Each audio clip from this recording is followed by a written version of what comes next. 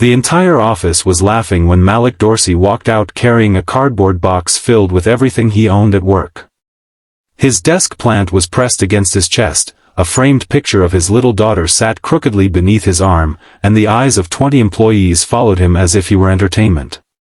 Near the glass conference room, Vanessa Whitmore raised her champagne glass and smiled as though she had just won a victory. She had no idea that before the sun went down, the company's billionaire founder would walk into that same office, look around at the empty desk, and ask one question that would make the entire room go silent: where is he?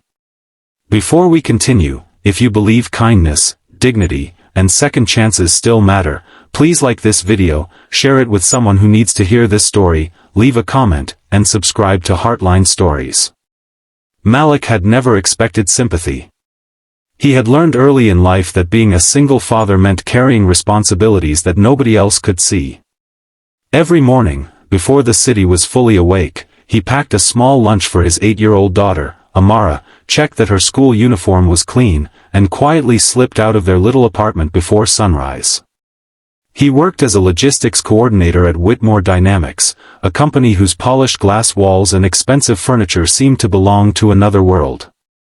Malik did not complain about his salary, even though it barely covered rent, groceries, electricity, and Amara's school expenses.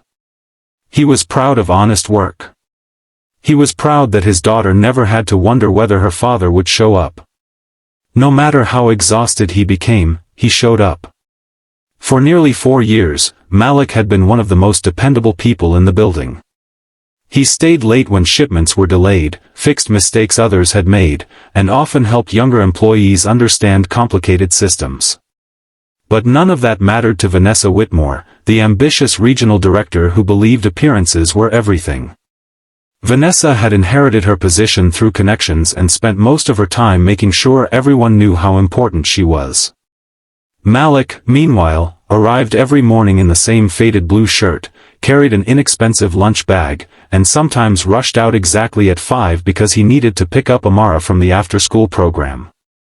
Vanessa considered that weakness. She once joked that people who had too many personal responsibilities could never be truly committed to success. Then came the mistake that changed everything. A major shipment worth millions of dollars was delayed because a senior manager had approved the wrong delivery schedule. Malik discovered the error before it became a disaster. He immediately notified the appropriate department and spent most of the night helping correct the problem. But the manager responsible was one of Vanessa's closest friends. Instead of admitting the mistake, he quietly shifted the blame onto Malik, claiming Malik had entered incorrect information into the system. Malik tried to explain what had happened, but Vanessa had already made up her mind.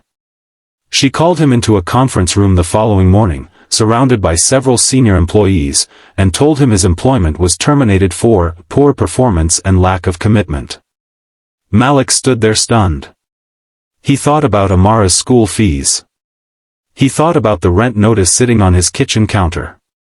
He thought about the groceries he had promised his daughter he would buy that afternoon.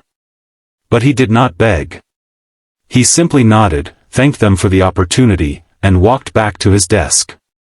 As he packed his belongings into a cardboard box, Vanessa appeared nearby with several employees.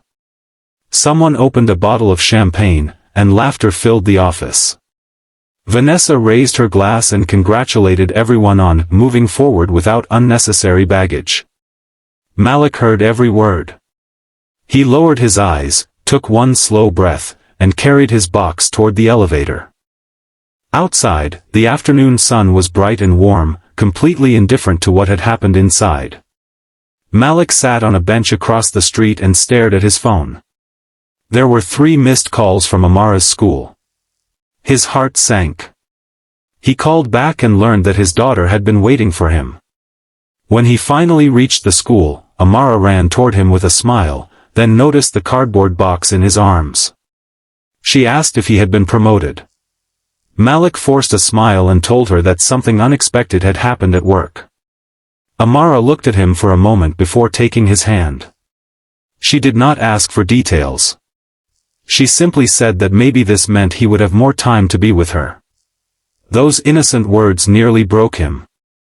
What Malik did not know was that the founder and owner of Whitmore Dynamics, Everett Whitmore, had been recovering from surgery overseas and had returned to the city earlier than expected.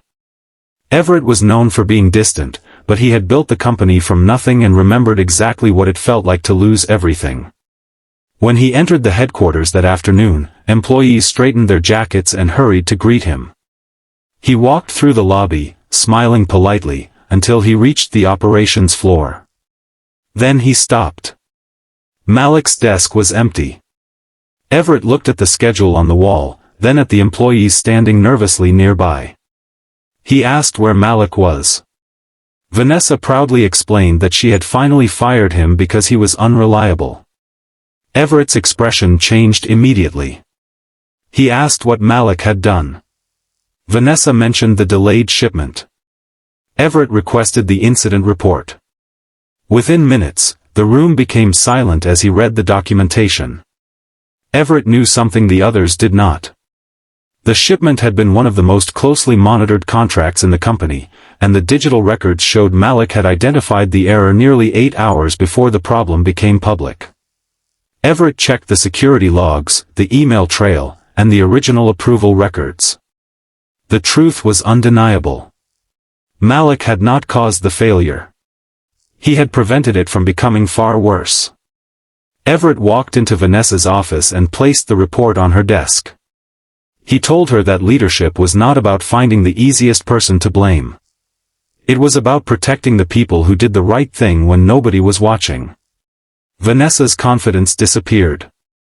The same employees who had laughed when Malik left now stood in uncomfortable silence.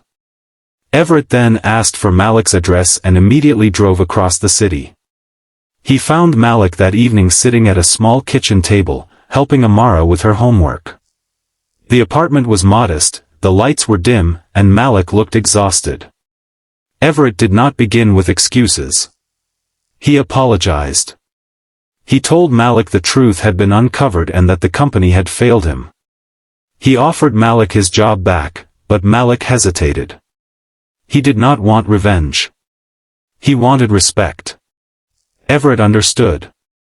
Instead of simply restoring Malik's old position, he offered him a new role overseeing operations quality and employee fairness, with a salary large enough to give him and Amara the stability they had been missing. Malik accepted only after Everett promised him one thing, that no employee would ever again be humiliated simply because they were struggling in silence. Months later, Malik walked into the same office wearing a new suit, but he had not changed inside. He still greeted the cleaning staff.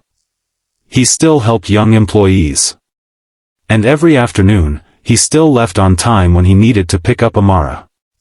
The biggest difference was that people no longer looked at him as the man who had been fired. They looked at him as the man who had walked away with dignity and returned with his character intact. Vanessa eventually left the company, but Malik never celebrated her downfall. He believed life had already taught her what it needed to teach her. His greatest victory was not making someone else suffer. It was proving that being underestimated did not mean being powerless. If this story touched your heart, please take a moment to like the video, share it with someone who deserves a second chance, and subscribe to Heartline Stories so more stories of courage, kindness, and hope can reach people who need them. Special request: before you leave, comment "Dignity always wins" if you believe that no person should ever be judged by their appearance, their struggles, or the worst moment of their life. Because sometimes, the person everyone laughs at while he walks away carrying a cardboard box is the very person the world will soon discover it cannot afford to lose.